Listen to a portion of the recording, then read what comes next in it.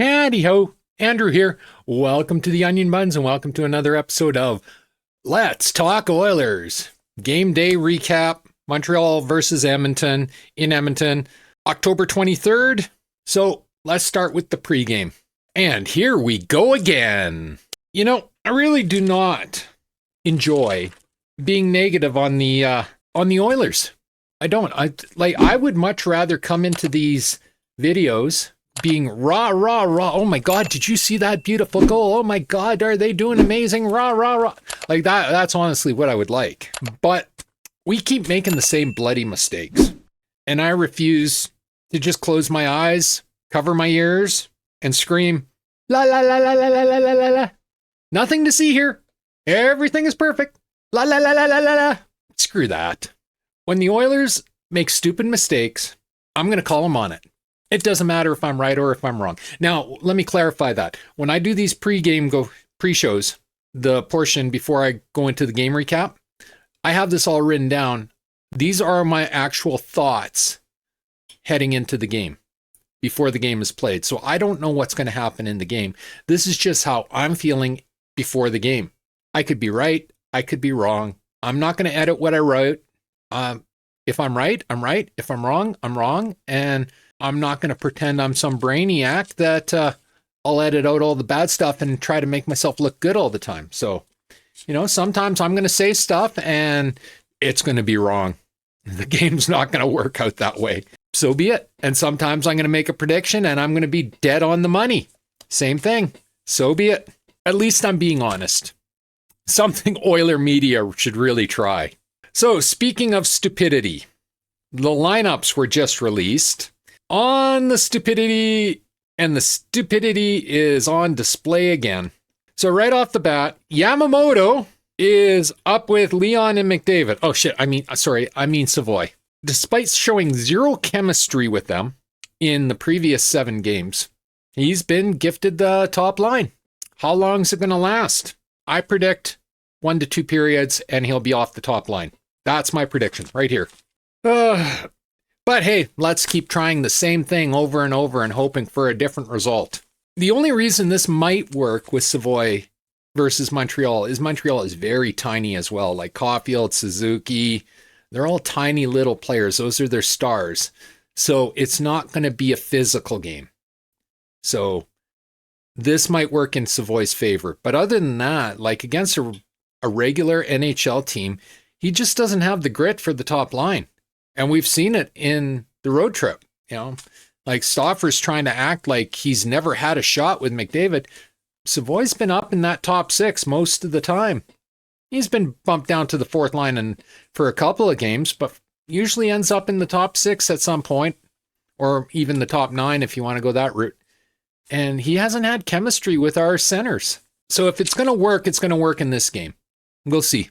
But it's still moronic, regardless the outcome tonight. It's like there is other players to put up with McDavid and Leon, but Knobloch just keeps going back to these same 3 players. He keeps trying the same thing. It doesn't work, and he just keeps trying the same thing and doesn't give anyone else a chance. So Puck Olsen moves down to the 3rd line with Phillips and Fredericks, so expect good things from that line. Their small amount of time together in the past was impactful. They are very physical together. I liked what I saw. Doesn't mean it'll be this game, but in previous games, the few times they got together, I liked what we saw. And Lazar remains in the press box. Are you bleeping kidding me? This shit from Knobloch is now beyond old and tiresome. Score a goal and you get put in the press box for games.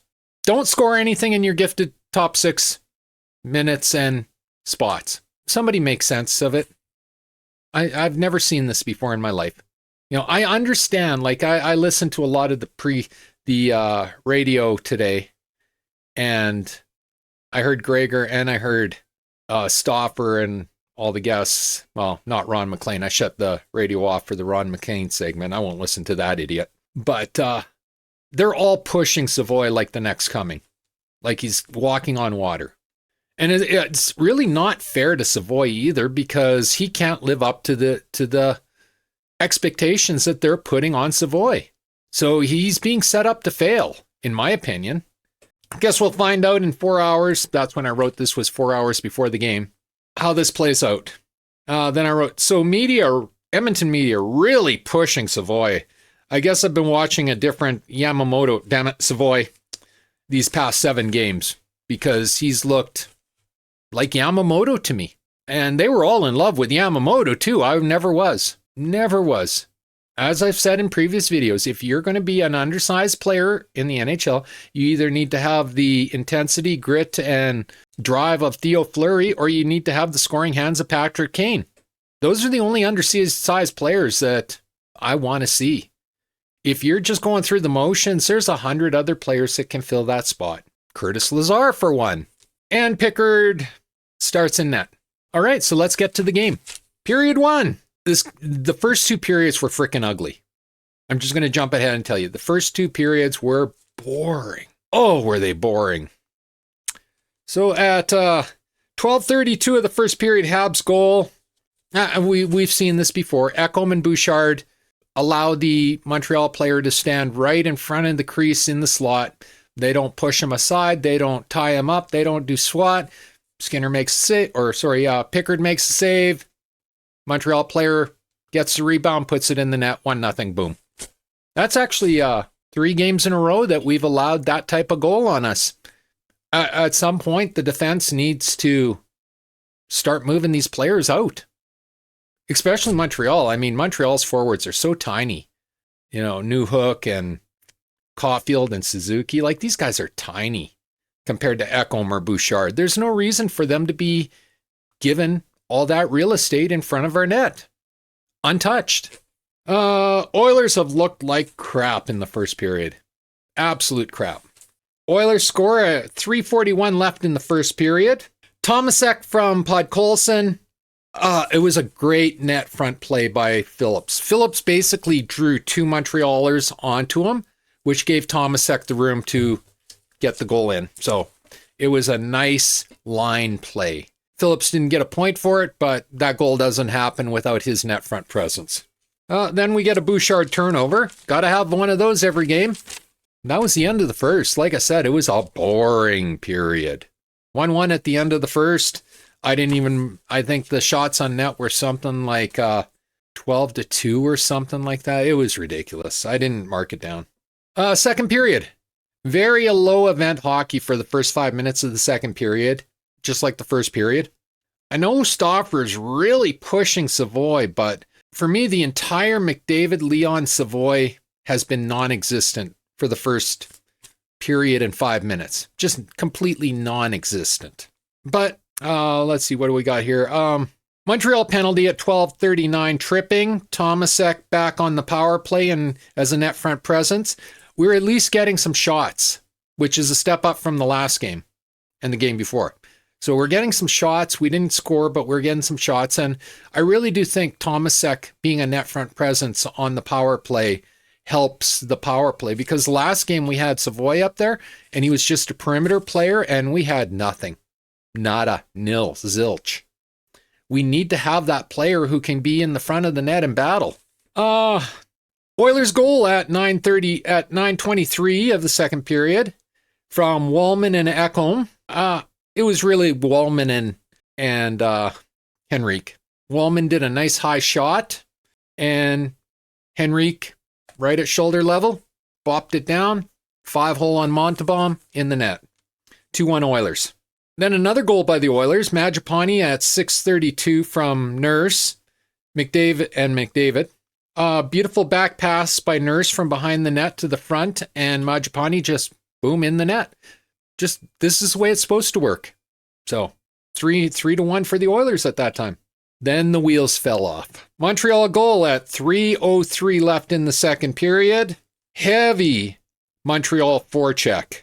That's what created that scoring chances. They were all over and Oilers couldn't get the puck out of the zone. They couldn't do dick. 3-2 for the Oilers. Then another Montreal goal at 2. So only a minute 3 later. Oh, it was nice stick work by Caulfield to deke out Pickard. Bouchard and Savoy looked stationary and completely lost on the play. They didn't look like they knew what they were doing out there. 3-3 for Montreal. Wait, it's not over, folks. Then with 1:11 left in the period, horrible goal on Pickard. Like, this was terrible. This one was on Pickard, nobody else. He got cleanly beat by Caulfield, but he shouldn't have. It wasn't that good of a shot. He just got beat one-on-one. I mean, Kulak was laying down, taking the ice level, but Pickard was standing up and he just got beat. And then, still not done, penalty to the Montreal interference at 34.3 seconds left in the second period. And that was the end of the second. Shots on net were 21-13 for Montreal. So, not much to say about it. Like I said, for pretty much most of the first and second, the Oilers looked like crap. They got a couple goals, but they looked like crap. The one thing to note is at the end of the second, Savoy and Leon were moved off of the top line, and Leon was put on his own line. Second line with Savoy and Podkolzin. So, yeah, my premonition kind of came true. Like, Savoy has no chemistry with Connor McDavid. None. Nil. Nada. Zilch. And I don't care what Stauffer and the rest of them keep trying to sell you. He doesn't. So, third period. No scoring on the power play, but the power play way more involved with Tomasek as a net front presence. So that was a good sign.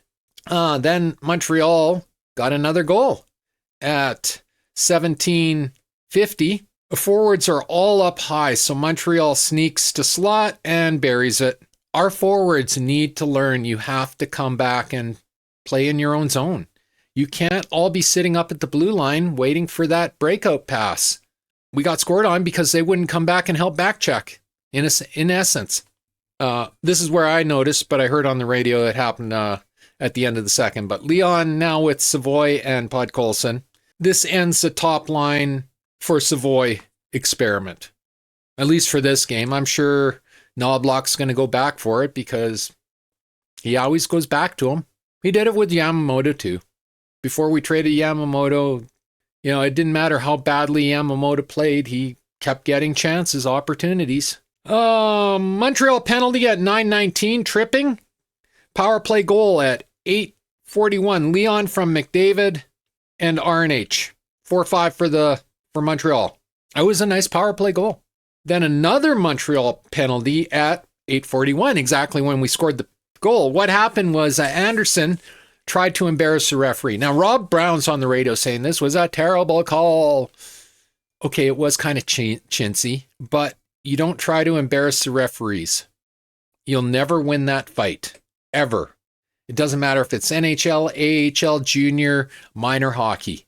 You will never, ever win that battle as a player. So don't do it, people. So Montreal took a penalty for unsportsmanlike. And it cost them. Power play goal at 7:43. RNH, McDavid, and Bouchard. 5-5 is the score. Immediately following that, like we always hear about Bouchard's shot. We hear about Wallman's shot. We never hear about Nurse's shot. Well, Darnell hammered a monster 93-mile-an-hour slap shot on net. That's some speed. Not 100, but still, like, you never hear about Nurse with the big slap shot, so 93 is impressive. Didn't score, but he got it on net at least. Then we had a nice net rush by Philip, Leon, and Tomasek. It was a really nice net rush play. Didn't score, but, you know, the tide was turning. Edmonton was getting into their groove. Oilers goal with 1:09 left in the third. Podkolzin, his first of the year, from Nurse and Wallman. That was Savoy's best shift of the night. And it was a perimeter shift, but he was doing what he can do on the perimeter. And yeah, it's like, that's not going to work with Leon and Connor because they don't really play a perimeter game all that much. So, but it did work with Leon, Podkolzin, Savoy, Nurse, and Wallman together. You know, Savoy went around the net, he went up the boards, he cut over, and then he passed the puck over to Wallman, who passed it over to Nurse. Nurse did a beautiful pass to the slot, and Podkolzin put it in. tic-tac-toe. Exactly the way it should work. And that was the end of the game. 6-5 for the Oilers. Shots on goal at the end of the game was 29-27 Oilers. So the Oilers had that stinker of a first period, didn't have a great second period, but came back and outshot. They really, in the final 10 minutes of the third period, they started looking like the Edmonton Oilers finally. I mean, it's taken 8 games, but they finally started looking like the Edmonton Oilers. So, yeah, it was, that was the recap of that.